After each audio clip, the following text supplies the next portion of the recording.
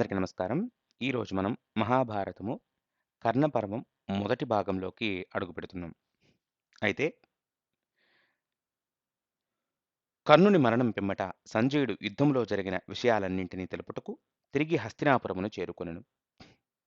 అక్కడ మొదట తన ప్రభువైన ధృతరాష్ట్రుని ఎదుట ప్రణామాలను సమర్పించి ఆ వృద్ధ అంధరాజు ప్రశ్నలు మరియు సందేహాలను వినిన పిమ్మట కర్ణుడు మరియు దుశ్శాసనుడు ఎలా వధింపబడిరో వివరించెను. ఈ దుర్వార్తను వినిన ధృతరాష్ట్రుని హృదయము బ్రద్దలై బాధతో నేలపై స్పృహ తప్పి పడిపోయెను. దానిని చూచి అంతఃపుర స్త్రీలు బిగ్గరగా రోదింపగా గాంధారి తన భర్తను లేవనెత్తుటకు పరిగెత్తి తాను కూడా స్పృహ తప్పి పడిపోయెను. సంజయుడు దుఃఖిత స్త్రీలను ఓదార్చుతుండగా విదురుడు ధృతరాష్ట్రునికి పరిచర్యలు చేస్తూ అతని శరీరంపై చల్లటి నీటిని చిలుకరించి వింజామర వీచసాగెను.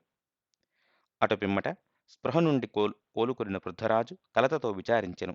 సంజయ, నిజము తెలుపుము. దుర్యోధనుడు ఇంకనూ జీవించి ఉండినా లేదా? కౌరవ మరియు పాండవ పక్షములో ఎవరు జీవించి ఉండిరి మరియు ఎవరు మరణించి ఉండిరో వివరముగా తెలుపుము. అందుకు సంజయుడు యుద్ధములో ఎవరెవరు మరణించెనో వారందరి గూర్చి తెలిపి ధృతరాష్ట్రునితో ఇట్లు పలికెను. ఓ రాజా, ఇవే గత పాపకర్మలకు లభించిన ఫలితములు. ధృతరాష్ట్రుడు తమ పక్షములోని సైన్యం స్వల్పముగా మాత్రమే మిగిలి ఉండినని గ్రహించి తీవ్ర విచారణలో మునిగిపోయెను. నిజమునకు హృదయ విదారకముగా రోధిస్తూ ఆ వృద్ధరాజు తిరిగి నేలపై స్పృహ తప్పి పడిపోయెను. కొంత సమయం పిమ్మట తిరిగి తేరుకొని కర్ణుని మృతికి శోకింపసాగెను. చివరకు ఇట్లు పలికెను. ఓ సంజయ, నా దుఃఖము ఎంత తీవ్రమైనదనగా అది కేవలం విషమును పుచ్చుకునుట లేక కొండపై నుండి దూకి మరణించుట ద్వారా మాత్రమే ఉపశమింపగలదు. నేను జీవితంలో గొప్ప అపాయకరమైన స్థితిలో చిక్కుకొని ఉంటిని. నేను ఇప్పుడు నా రాజ్యము, బంధువులు మరియు స్నేహితులనందరినీ కోల్పోతిని. ఓ సంజయ, దయచేసి కురుక్షేత్ర రణరంగంలో జరిగిన విషయములన్నింటినీ విపులముగా వివరింపము. 15వ రోజు యుద్ధానంతరము కౌరవులు నిరాశతో తమ శిబిరాలను తిరిగి చేరుకొనిరి. నిజమునకు కౌరవ శిబిరములో దట్టమైన చీకట్లు అలుముకొనగా అశ్వత్థామ గొప్ప విశ్వాసముతో అక్కడ చేరిన కౌరవ యోధులను ఉద్దేశిస్తూ పలికెను. ఓ రాజులారా, ఇప్పుడు మనము కర్ణుడిని సర్వసైన్యాధ్యక్షునిగా నియమించుకోవలను. అతని నాయకత్వములో మనకు శత్రువులను జయించి విజయము సాధించుటకు అవకాశం ఎక్కువగా ఉండును. అశ్వత్థామ సూతవీరుడు కర్ణునిని ప్రశంసిస్తుండటతో దుర్యోధనుడు కొంత ఉత్సాహమును పొందెను. అప్పుడు కౌరవరాజు ఇట్లు పలికెను. ఓ కర్ణ, భీష్ముడు మరియు ద్రోణుడు పాండవుల పట్ల ప్రేమచేతను మరియు తమ ప్రాణాలను రణరంగములో త్యజింపవలసి ఉండునని ఎరిగినందున కాఠిన్యతను ప్రదర్శింపలేదు. ఓ కర్ణ, కాని నీకు అటువంటి ఎట్టి బలహీనతలు లేవు కనుక పాండవులను సంహరించగల నీ శక్తి సామర్థ్యాలపై నాకు పూర్తి విశ్వాసము కలదు. ఇప్పుడు నా సైన్యమునకు అధ్యక్షతను వహిస్తూ విజయము వైపునకు నడిపించగలవు. దుర్యోధనుడు తనకు అందించిన ఉన్నత పదవికి సంతోషముగా స్వీకరిస్తూ మరోసారి పాండవులను మరియు శ్రీకృష్ణ భగవానునితో పాటు వారి బంధువులందరినీ సంహరించెదరని ప్రగల్భాలు పలికెను. సైన్యాధ్యక్షుని స్థాపన ఎంతో ఆర్భాటముగా జరిపించబడెను. అభిషేకానంతరము కర్ణుడు బ్రాహ్మణుల ఆశీర్వచనాలను పొంది అనేక విలువైన సంపదలను బహూకరించెను. సూర్యోదయం పిమ్మట కర్ణుడు తన సైన్యమును మకర వ్యూహముగా ఏర్పరచెను. ఇది 16వ రోజు యుద్ధం. సూర్యోదయం పిమ్మట కర్ణుడు తన సైన్యమును మకర వ్యూహముగా ఏర్పరచెను. శత్రు సైన్యమును పరీక్షించిన యుధిష్ఠిరుడు ఇట్లు పలికెను. అర్జున, క్షీణించిన కౌరవ సైన్యములో ఇప్పుడు ఒకే ఒక మహాయోధుడు కర్ణుడు మిగిలి ఉండెను. అతడిని ఎలాగైనను వధింపగలిగినచో విజయము తప్పక మనదగును. అర్జునుడు తన సైన్యమును అర్ధచంద్రాకార వ్యూహములో ఏర్పరచగా ఇరు సైన్యాలు ఉత్సాహముతో పోరుకు తలపడిరి. ఏనుగుపై అధిరోహిస్తూ భీముడు కౌరవ సేనను తీవ్ర నష్టమునకు గురిచేసెను. అదే సమయములో కర్ణుడు అసంఖ్యాకముగా పాండవ సైనికులను కూడా సంహరించెను. అశ్వత్థామ భీముని ఎదురించుటకు వెళ్ళగా వారిరువురు నడుమ భయంకరమైన పోరు నెలకొనెను. వారిలో ఎవరు పైచేయిని సాధింపలేకపోయిరి. నిజమునకు ఆ వీరులు ఇరువురు పోరాటము 2 విశాల మేఘ సమూహాలు ఒకరిపై మరొకరు శరవృష్టి కురిపిస్తున్నట్లుగా అగుపించెను. ఇరువురు వీరులు ఒకరినొకరు సంహరింపదలచి శక్తివంతమైన విల్లులను అందుకుని వింటినారిని చెవుల వరకు లాగి విడువగా అవి రెండూ ఒకేసారి తమ లక్ష్యాలను ఛేదించుటలో భీముడు అశ్వత్థామ వాటి తీవ్రతకు రథంపై నుండి క్రిందపడి స్పృహ కోల్పోయిరి. మరోవైపు ఆ సమయంలో అర్జునుడు సంసప్తకులతో మరో చోట యుద్ధము చేస్తూ వారిని సంహరింపసాగెను. నిజమునకు శ్రీకృష్ణ భగవానుడు మరియు అర్జునుడు యుద్ధములో ప్రకటించిన నైపుణ్య పరాక్రమ శక్తులకు దేవతలు మరియు ఋషులు వారిపై పుష్పవృష్టిని కురిపించిరి. ఆ ఇరువురు మహావీర యోధులు ఎవరో కాదు, స్వయం నరనారాయణ ఋషులు అని ఆకాశవాణి వినిపించెను. అంతలో అశ్వత్థామ కోలుకొనెను. కృష్ణార్జునులకు లభించిన గౌరవ మర్యాదలను చూచి సహించలేక వారిపై దాడి చేస్తూ కుంతీపుత్రునికి సవాలు విసిరెను. అప్పుడు అర్జునుడు శ్రీకృష్ణ భగవానునితో తాను అశ్వత్థామ సవాలును స్వీకరింపవలన లేక సంసప్తకులతో పోరు కొనసాగింపవలన అని ప్రశ్నింపగా శ్రీకృష్ణ భగవానుడు ద్రోణసుతుని వైపునకు రథమును మరలించెను. దూరము నుండియే అర్జునుడు అశ్వత్థామ విల్లును విరిచెను. అశ్వత్థామ మరొక శక్తివంతమైన విల్లును అందుకుని అర్జునునిపై అసంఖ్యాకముగా బాణాలను వర్షింపసాగెను. నిజమునకు అశ్వత్థామ యొక్క అచింత్య శక్తుల చేత అతని శరీరము, విల్లు, రథము నుండి అనేక బాణాలు వెలువడసాగెను. ఏమైనను అర్జునుడు నేర్పుగా ప్రతి బాణమును 3 ముక్కలు చేస్తూ అదే సమయంలో సంసప్తకులపై కూడా వేలాదిగా బాణాలను సంధిస్తూ దూరము నుండియే వారిని సంహరింపసాగెను. తరువాత అశ్వత్థామ కృష్ణార్జునులను 5 బాణాలతో తీవ్రముగా బాధింపగా శ్రీకృష్ణ భగవానుడు ఇట్లు పలికెను: అర్జున, ఎందుకు నీవు ఉదాసీనముగా యుద్ధము చేస్తుంటివి? చికిత్స చేయని రోగముకు వలె ద్రోణపుత్రుని నశింపజేయకున్నచో అతను మన సైన్యమంతటిని హరించి వేయగలడు. అది వినిన అర్జునుడు అనేక బాణాలతో అశ్వత్థామ శరీరమును బాధిస్తూ ఒక్కసారిగా అతని పగ్గాలను త్రెంచి అశ్వాలను తీవ్రముగా బాధించుటతో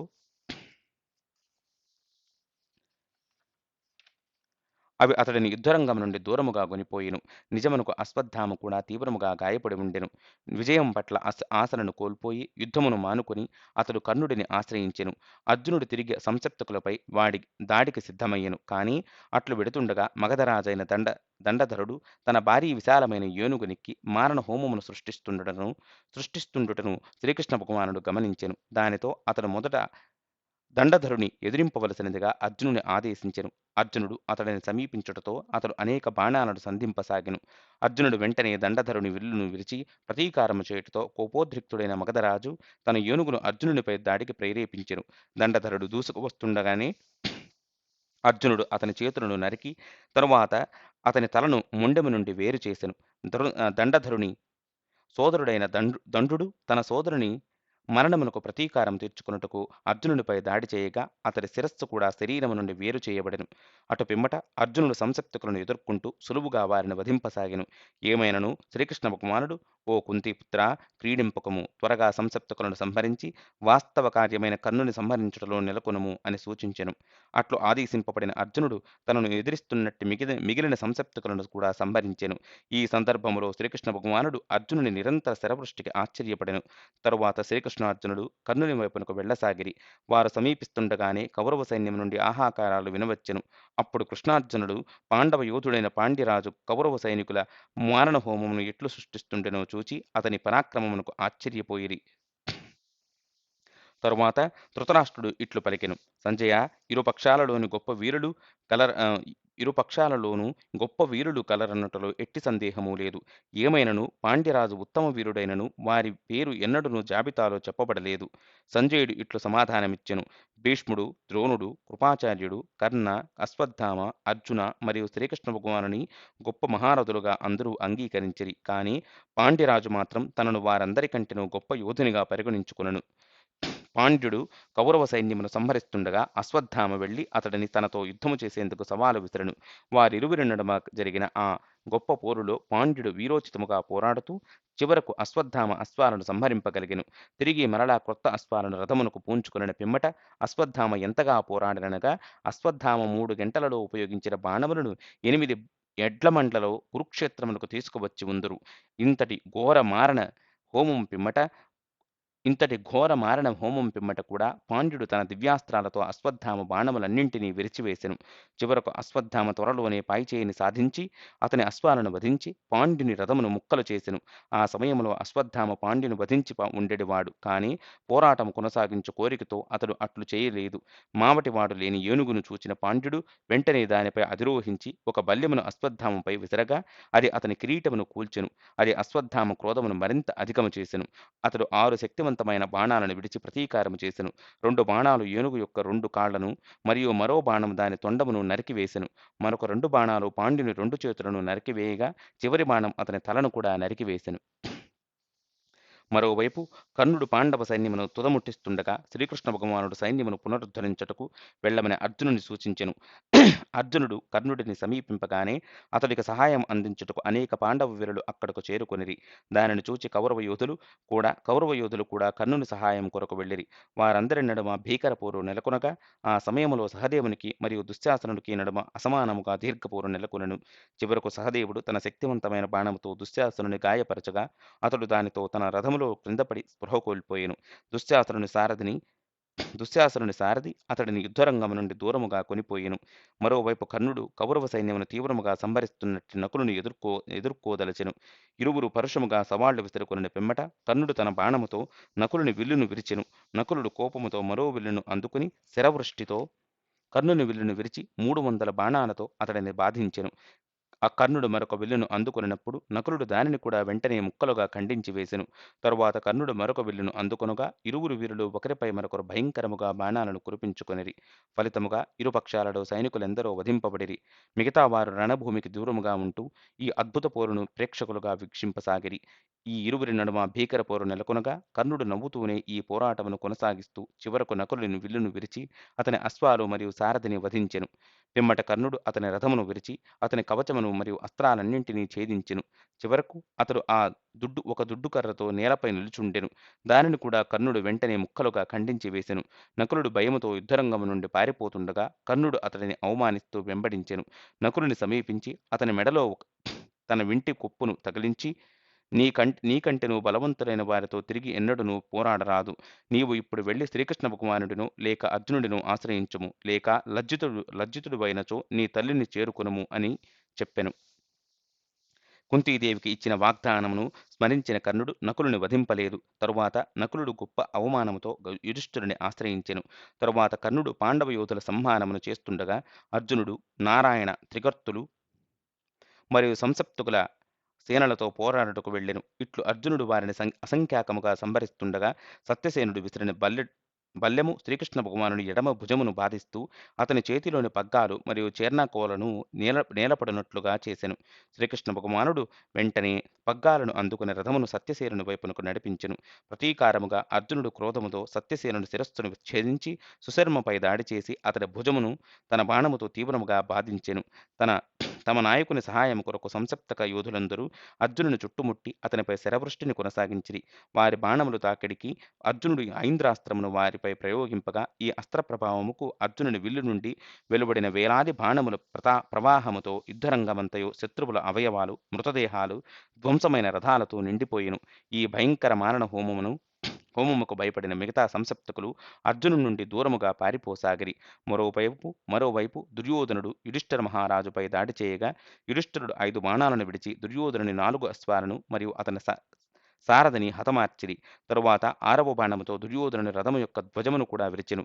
7వ బాణంతో అతని విల్లును కూడా విరిచెను. 8వ బాణముతో తన పైనికి దూసుకువస్తున్నట్టి ఖడ్గమును 2 ముక్కలు చేసెను. తరువాత మరో 5 బాణాలతో కౌరవరాజును తీవ్రముగా బాధించెను. అది బలవంతముగా అతడిని నేలపై నిలుచుండునట్లుగా చేసెను. అది చూచిన అశ్వత్థామ, కర్ణ మరియు కృపాచార్యుడు అతడిని కాపాడుటకు అక్కడకు చేరుకొనిరి. అట్లే యుధిష్ఠిర మహారాజుకు సహాయం అందించుటకు కూడా అనేక పాండవ యోధులు వచ్చుటతో వారి నడుమ భీకర పోరు మధ్యాహ్నం 3వ జాము వరకు కొనసాగెను. దుర్యోధనుడు మరొక రథమును అధిరోహించి తిరిగి మరోసారి యుధిష్ఠిరునిపై దాడి చేయగా ఈసారి అతడు ధర్మరాజు విల్లును విరిచెను. యుధిష్ఠిరుడు మరొక విల్లును తీసుకుని కౌరవరాజు విల్లును ఏదో విధముగా విరిచివేసెను. దుర్యోధనుడు వేగముగా మరో విల్లును అందుకొనగా వారిరువురు వీరులు బాణాలతో బాధించుకోసాగిరి. చివరకు యుధిష్ఠిర మహారాజు ఒక శక్తివంతమైన బాణమును విడువగా అది దుర్యోధనుని తీవ్రముగా గాయపరచుటతో క్షణకాలం విభ్రాంతికి గురయ్యెను. పిమ్మట అతడు తిరిగి కోలుకుని తన గదను అందుకుని యుద్ధమును ముగింపదలచి యుధిష్ఠిరునిపైకి దూసుకు వెళ్ళెను. దానితో యుధిష్ఠిరుడు తన పైకి దూసుకు వస్తున్నట్టు దుర్యోధనునిపైకి ఒక శక్తివంతమైన బల్లెమును విసరగా అది అతని ఎదను తీవ్రముగా గాయపరిచి అది అతడిని తన రథములోని స్పృహ కోల్పోనట్లుగా చేసెను. ఈ పోరును దూరము నుండి వీక్షిస్తున్నట్టి భీముడు యుధిష్ఠిరునితో, సోదరా, నేను ధార్తరాష్ట్రులందరినీ నిర్మూలించెదనను. నా ప్రతిజ్ఞను విస్మరింపరాదు. కనుక దుర్యోధనుని వధించుటను మానుకొనుము అని పలికెను. భీముని పలుకులను గౌరవిస్తూ తాను ఎక్కుపెట్టిన బాణము ద్వారా ఖచ్చితముగా దుర్యోధనుని ప్రాణము తీయగలిగినప్పటికీ విల్లును ప్రక్కన పెట్టెను. దానితో దుర్యోధనుని రథసారథి కౌరవరాజును దూరముగా తీసుకువెళ్ళెను. మధ్యాహ్న సమయమునకు భయంకరమైన పోరు కొనసాగెను.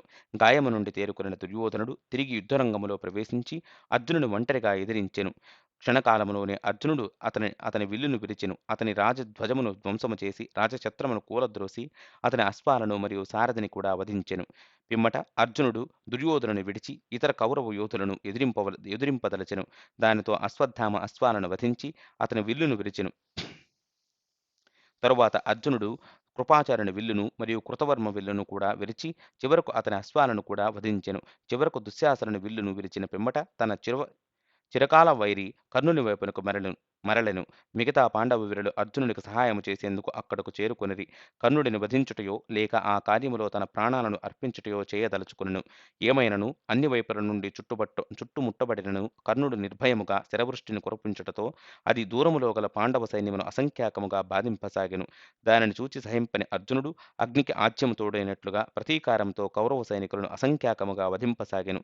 నిజమునకు అర్జునుడు కౌరవ సైన్యమంతటిని నాశనము చేస్తుండగా సూర్యుడు పడమటి కనుమలను చేరుకుని అస్తమించెను. మరో కాళరాత్రి యుద్ధముకు భయపడిన కౌరవులు యుద్ధమును నిలిపివేయవలసినదిగా ఆదేశింపబడిరి. పాండవులు కూడా సంతోషముగా అందుకు అంగీకరించిరి. ఇరువురి సేనలు తమ తమ శిబిరాలకు మరలిన పిమ్మట యుద్ధభూమి రాక్షసులకు, పిశాచులకు, మాంసాహారం తిను అనేక రకాల పక్షులు మరియు జంతువులకు విందుశాలగా మారిపోయెను. నిజమునకు అక్కడి దృశ్యము శివుని మరియు అతని భీకర గణాలకు క్రీడాస్థలముగా మారిపోయినట్లుగా కనిపించెను. అటు కౌరవ శిబిరములో ప్రధాన యోధులు అర్జునుని చేతిలో ఓటమి పాలైనందునకు ఎంతగానో విచారించిరి. తీవ్ర కోపముతో వారందరూ మరుసటి రోజు తప్పక యుద్ధములో అతడిని వధింపవలనని ప్రతినబూనిరి. మరుసటి రోజు ఉదయము కర్ణుడు దుర్యోధనుని సమీపించి ఇట్లు ప్రతిజ్ఞ చేసెను. ఓ రాజా, ఈ రోజు నేను అర్జునుని వధించెదను లేక అతని చేతిలో వధింపబడెదను. అర్జునుని శక్తిలో గాని యుద్ధకళా నైపుణ్యములో గాని సాహసములో గాని నాకు ఏమాత్రము సాటి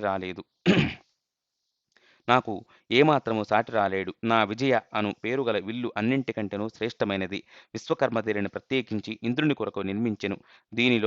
దీనితో స్వర్గాధిపతి రాక్షసులను నిర్మూలించేవాడు. తరువాత ఇంద్రుడు ఈ విజయ అను విల్లును పరశురామునికి ఇవ్వగా దీనితో భూమిపై గల క్షత్రియులను 21 సార్లు తుదముట్టించిన పిమ్మట ఆ గొప్ప వీరబ్రాహ్మణుడు దీనిని నాకు అందించెను. ఓ రాజా, ఈ విల్లు అర్జునుని గాంధీవం కంటెను శ్రేష్టమైనది. ఈ విల్లుతో పాండవులందరినీ సంహరించి శత్రువులు లేని రాజ్యమును మీ ఆనందము కొరకు బహూకరించెదను. కాని అర్జునుని అక్షయ తూణీరాలు, నాసరహితమైన అతని దివ్య రథము, అతని దివ్య వింటినారి, హనుమంతుడు ఆసీనుడై ఉన్నట్టి అద్భుత ధ్వజము, అతని అద్వితీయమైన సారథి వంటి వాటితో అర్జునుడు నాపై ఆధిక్యతను కలిగి ఉండెను. కాని శల్యుడు శ్రీకృష్ణ భగవానునికి సాటి అయిన సారథి. ఒకవేళ అతడు నాకు సారథి అయినచో విజయం మనకు తథ్యమగును. దుర్యోధన, ఈ రోజు నా పగ్గాలను శల్యుడు తీసుకున్నట్లుగా చూడుము. అంతేకాకుండా ఇతర రథిక యోధులు అస్త్రరాశులతో నన్ను అనుసరించవలను. ఈ విధముగా నేను పరిస్థితిని నియంత్రిస్తూ అర్జునుని సంహరించెదనను, నా ప్రతిజ్ఞను నెరవేర్చగలను. దుర్యోధనుడు వెంటనే అందుకు సమ్మతించి శల్యుని కలుసుకున్నట్టుకు వెళ్ళెను. గొప్ప వినమ్రతతో శల్యుని సమీపించి దుర్యోధనుడు ఇట్లు అర్థించెను. ఓ మద్రేశ్వర, దయచేసి ఈ రోజు కర్ణునికి రథసారథి కమ్ము. దానితో అతడు మన శత్రువులను సులభముగా జయింపగలడు. దుర్యోధనుడు ఎంతో వినయముగా శల్యుని వేడుకుంటూ అతడిని ఎంతగానో ప్రశంసించినప్పటికీ మద్రాధీసుడు క్రోధితుడయ్యెను. అతడు తన రాజవంశం పట్ల గర్వముతో ఇట్లు పలికెను. ఓ దుర్యోధన, ఇది నా పట్ల గొప్ప అవమానము. నేను కర్ణుని ఏ రకముగాను నా కంటెను శ్రేష్ఠుడని భావింపను. నిజమునకు కర్ణుడు హీనకులములో జన్మించినందున అతనికి రథసారథ్యం వహించుట నాకు మరియు నా రాజవంశమునకు గొప్ప అవమానము. సూతులు క్షత్రియులకు సేవకులు, క్షత్రియులు వారికి సేవకులు కాదు. అందుచేత ఈ అవమానకరమైన కార్యమును నాకు అప్పగించుట కంటెను నేను నా గృహముకు తిరిగి వెళ్ళుటకు అనుమతించగలరని వేడుకొందును. ఇట్లు పలికి శల్యుడు ఆసనంపై నుండి లేచి సభలో నుండి కోపముగా వెళ్ళిపోసాగెను. దుర్యోధనుడు వేగముగా వెళ్ళి అతడిని అడ్డగిస్తూ ఇట్లు పలికెను. ఓ శల్య, నేను కర్ణుడు నీకంటెను శ్రేష్ఠుడని భావించుటలేదు. కర్ణుడు అస్త్రాలను ప్రయోగించుటలో అర్జునుని కంటెను శ్రేష్ఠుడు. నీవు అశ్వసారథ్యములో శ్రీకృష్ణ భగవానుని కంటెను శ్రేష్ఠుడవు. అందుచేత మీ ఇరువురి జోడి పాండవుల సంహానమునకు ఉత్తమ మార్గముగా భావిస్తుంటిని. శల్యుడు తాను గొప్పగా ప్రశంసింపబడుటతో చివరకు శాంతించెను. తరువాత అతడు ఇట్లు పలికెను. దుర్యోధన, కర్ణుని రథమునకు సారథ్యం వహించుట నాకు అంగీకారమే కాని అందుకు ఒక నిబంధన కలదు. నేను సూతుని రథమును నడిపించున్నప్పుడు నేను నా ఇచ్ఛానుసారము పలుకుటకు అనుమతింపబడవలను. అందుకు దుర్యోధనుడు మరియు కర్ణుడు అంగీకరించిరి. అట్టి నిబంధన ఏర్పరచుకోబడెను. ఈ సమ ఈ సమయంలో దుర్యోధనుడు శల్యుని త్రిపురాసురుని సంహరించినప్పుడు శివునికి రథసారథ్యం వహించిన బ్రహ్మతో పోల్చుతూ స్తుతింపసాగెను.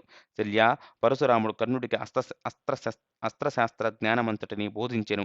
కనుక కర్ణుడు సూతపుత్రుడు కాదని దీని ద్వారా మనం గ్రహింపవచ్చును. ఇతడు ఎవరో దేవత యొక్క కుమారుడు. క్షత్రియ వంశంలో జన్మింపగా వారు ఇతడిని శిశువుగా ఉన్నప్పుడే విడిచిపెట్టి ఉండవచ్చును. అట్లు కానిచో పరశురాముడు ఎందుకు కర్ణునికి యుద్ధశాస్త్ర జ్ఞానమంతటిని బోధించుటకు అంగీకరించును అని దుర్యోధనుడు ముగించెను. శల్యుడు దుర్యోధనునితో ఇట్లు పలికెను: ఓ రాజా, నేను అనేక మార్లు బ్రహ్మశివునికి రథసారథి అయిన కథను విని ఉంటిని. నీవు నీ పథకాలలో అధిక విశ్వాసం ఉంచరాదు. ఒకవేళ అర్జునుడు యుద్ధములో వధింపబడినను శ్రీకృష్ణ భగవానుడు ఆగ్రహముతో కౌరవ సేననంతటినీ నాశనము చేయగలడు. అందుకు దుర్యోధనుడు ఇట్లు పలికెను: శల్య, నీవు ఏదైనా చెప్పుము. నాకు కర్ణుని పట్ల పూర్తి విశ్వాసము కలదు. ఒకవేళ కర్ణుడు వధింపబడినను శ్రీకృష్ణ భగవానుడు పాండవులను రక్షించున్నట్లుగా నీవు కౌరవ సేనను రక్షించలేవా? అందుకు శల్యుడు ఇట్లు బదులిచ్చెను: రాజా, నీవు నన్ను శ్రీకృష్ణ భగవానుని కంటెను ఉన్నతుడనని ప్రశంసించినందుకు సంతోషిస్తుంటిని. నిజమునకు ఈ కారణము చేతనే నేను కర్ణుని రథమునకు సారథ్యం వహింపదలచితిని. కాని నేను ఈ సేవలో నెలకొని ఉండగా నా ఇచ్ఛానుసారం పలుకుటకు నాకు అనుమతింపవలెనని తిరిగి గుర్తు చేస్తుంటిని. దుర్యోధనుడు మరియు కర్ణుడు శల్యునికి మరొకసారి హామీనిస్తూ కౌరవరాజు ఇక తన విజయము తథ్యమని విశ్వసిస్తూ సంతోషముగా ఆలింగనము చేసుకొనెను. కాని తెలివైన కర్ణుడు తనకు శల్యుడు మనస్ఫూర్తిగా రథసారథ్యం వహించుటకు ఇష్టపడుట లేదని గ్రహించెను. దుర్యోధనుని ప్రక్కకు తీసుకువెళ్లి శల్యుడి యుద్ధము నుండి విరమించకుండా చివరి వరకు పాల్గొనున్నట్లుగా తిరిగి మరలా హామీని పొందవలసినదిగా అర్థించెను. దుర్యోధనుడు మరోసారి శల్యుని సమీపించెను. దానితో అతడు ప్రేమతో దుర్యోధనుని ఆలింగనము చేసుకుంటూ ఇలా పలికెను: ఈ విషయములో నా పూర్తి సహకారమును అందించెదనని హామీనిస్తుంటిని. నేను ఏదైనా అప్రియముగా పలికినచో కర్ణుడు అందుకు నన్ను క్షమించవలెను. అదే నా విన్నపము. ఇంతటితో 16వ రోజు యుద్ధం ముగిసింది. 17వ రోజు యుద్ధంలో ఏం జరిగిందో మనం మహాభారతం కర్ణపర్వంలో రెండో భాగంలో చెప్పుకుందాం. మీకు మన మహాభారతం సిరీస్ నచ్చినట్లయితే మన నవర్షి స్టోరీ కార్నర్ని సబ్స్క్రైబ్ చేసుకోగలరు. 10 మందికి షేర్ చేయగలరు.